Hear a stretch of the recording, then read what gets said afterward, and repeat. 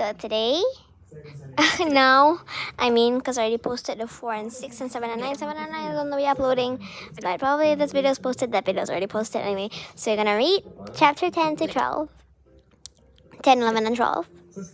So let's take a look and start reading. I called her name. Vivian? The sound of my voice floated in the misty air. But there was no reply. Vivian? I called again. My real name is Victoria. And the girl we'd known as Vivian emerged from the shadows. Gone was the shy, emotionless girl. Victoria, as she called herself, stood proud and dangerous, her eyes flashing out of the darkness. So you know my secret? She challenged us with a mocking smile. Secret? Repeated Kiefer, innocently, with a hollow laugh. What secret is that? Her chin lifted defiantly. Don't play games with me, Kiefer Tay. I've seen you watching me. I've heard you talking about me. And I saw that list of names you wrote down. Kiefer took a step back, his jaw hanging open. But Vivian, he began, and she cut him off with a harsh scream. Stop calling me that. Guys, the expert is here, and I'm gonna say it. Stop calling me that name. I am Victoria. Cold, clammy sweat had broken out on my forehead. I was looking into the eyes of a wild animal. I shouldn't understand. I don't. Oh my god, what's happening to me? Never mind. Oh my god. I don't understand, I started to say. We tried to be friendly to you. Victoria pointed an accusing finger at me. You're lying, Rannis. You were told to be nice to me. But underneath you were frightened of me. Just like you were last night when I came to your home. So you were really there? I gasped. I had fun watching you run from room to room. She boasted. You were so scared. It was like hunting a rabbit. My anger blazed. You had no right to do that. And yes, I was frightened of you. But I still want to be your friend. She laughed. It was a sound like glass breaking. Rannis, you are just so... Bad word here, not gonna say it. You believe everyone can be your friend and that the world is a nice place. Well, let me tell you something. The world is full of dangers, and I am one of them. Why did you come to our school? Demanded Kiefer. You just sit there all day drawing those weird pictures and scribbling rubbish. You don't write down anything the teacher tells you.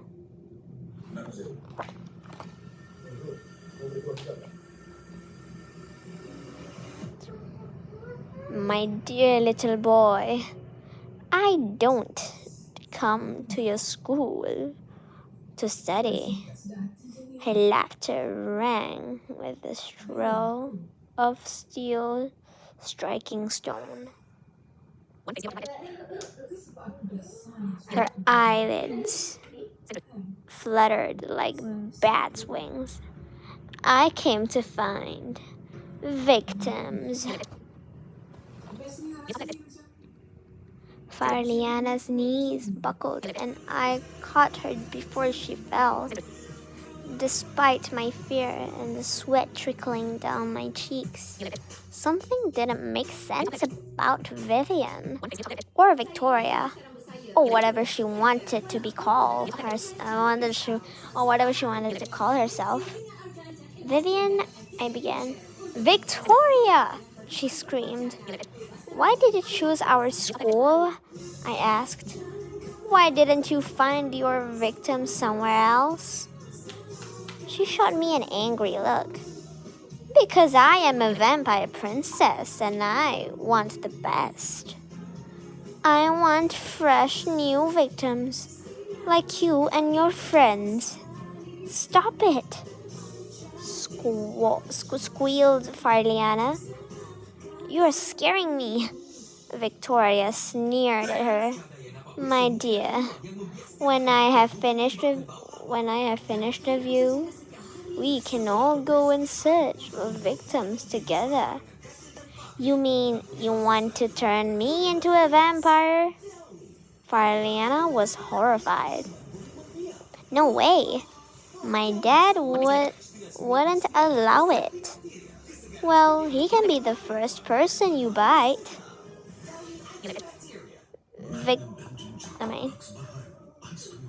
Victoria began laughing. And as she laughed, she threw back her head, and we could see something happening in her mouth.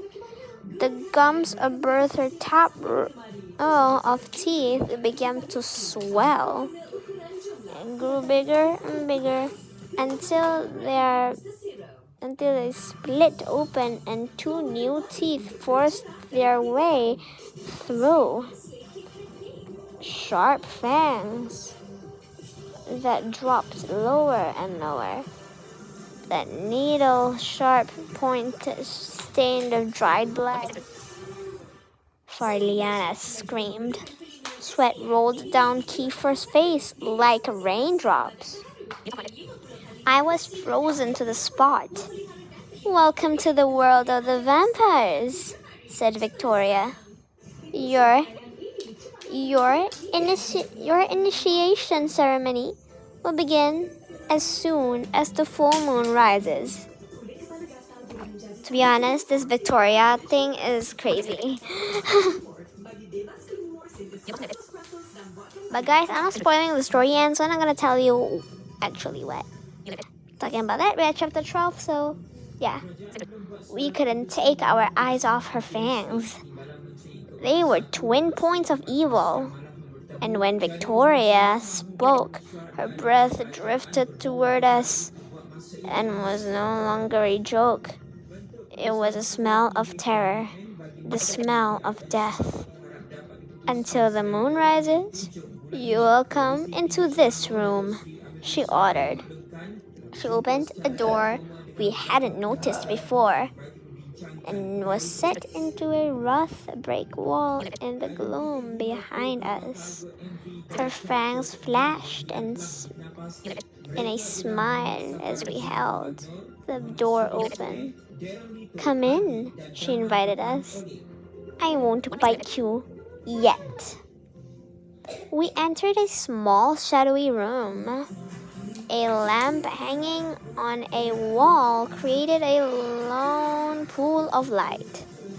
And in the center of a coffin, its lid closed. In the center was a coffin. Its lid closed. And sitting on the top of the coffin was a strange object that let off a mysterious red glow. As we drew closer, my heart leapt to my mouth. It was a human brain. And it wasn't a model. It was a real brain.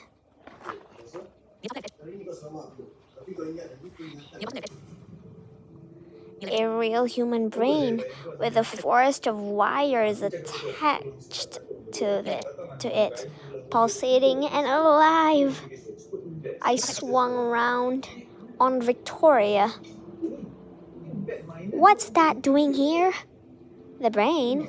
She gazed at it proudly. It's not just any brain, but the brain of the vampire master who cursed me when I was a small child. The brain was throbbing as the wires pumped electricity into its gray mass. My stomach churned. It was like looking inside someone's head while they were still alive. The brain spells death to anyone who touches it. As she spoke, Victoria stroked it lovingly. See how magnificent it is? See the intelligence it possesses? It looks like a big, ugly brain to me, scoffed Kiefer. My master's brain is alive and all-powerful. Victoria warned him. I wouldn't advise you to insult it. My master's brain ordered me to go to your school. He has already approved my choice of you as our new vampires. Oh my god, this is creepy. Farliana sobbed as she watched the brain glow and throb. I don't like it. Okay, I think that's how someone sobs, so like someone crying. I'm sorry, I'm a very bad narrator. So, she whispered, I want to go home now. Yes, so do I. My temper rose. Who did Victoria think she was anyhow? She couldn't treat us like playthings or prisoners. This has gone far enough, I snapped. We should have been home from school an hour ago. Our parents will start looking for us, and then you and your brain will be in trouble with the police. The police? Oh, Rannis, how feeble are your threats? What could the police do to stop the vampire world claiming its 3 newest victims? Sorry guys, my arm is not doing a good job. So I'm stretching once in a while. Victoria's laugh drove a chill through my heart. New blood, that's what we call you, Victoria said. When the full moon rises, I will bring you to a world where no one can reach you, where no one can find you, and from which there is no turning back. I like this world, groaned Farliana. Mine is far more interesting, Victoria promised her. Oh my god. We broke up about you. Okay, it was complicated and Whatever. But what about school tomorrow? Kiefer protested. We have to have our dinner and do our homework. Just like a boy thinking of his stomach. We can't just vanish. Victoria gave him a dangerous smile. Can't you, Kiefer? You'd have been surprised. She moved to the door. I have preparations to attend to. Finding 3 new bloods in one night is a very important occasion. The brain will keep watch over you. And with that, she slipped through the door and closed it behind her. We heard a bolt slide into place.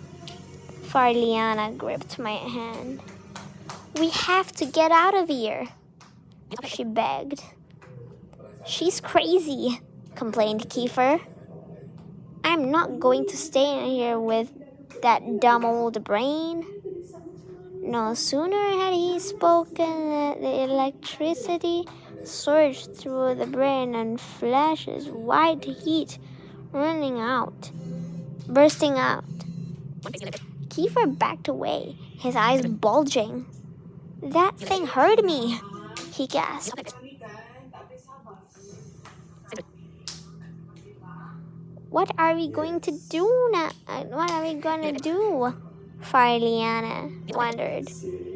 If we're still here when the moon rises, she'll bite us. Oh my god. She'll bite our necks and that will be the end of us. I placed a hand on her shoulder. Farliana, there's nothing we can do except wait and think. We need an idea, I told her. So let's try to think of how we can escape. But none of us could think of anything. We stood there staring at the throbbing brain and awaited our fate. Okay, and we are over with this, guys. See you guys in the video of chapter 13 to chapter 15. And see you guys in the next video.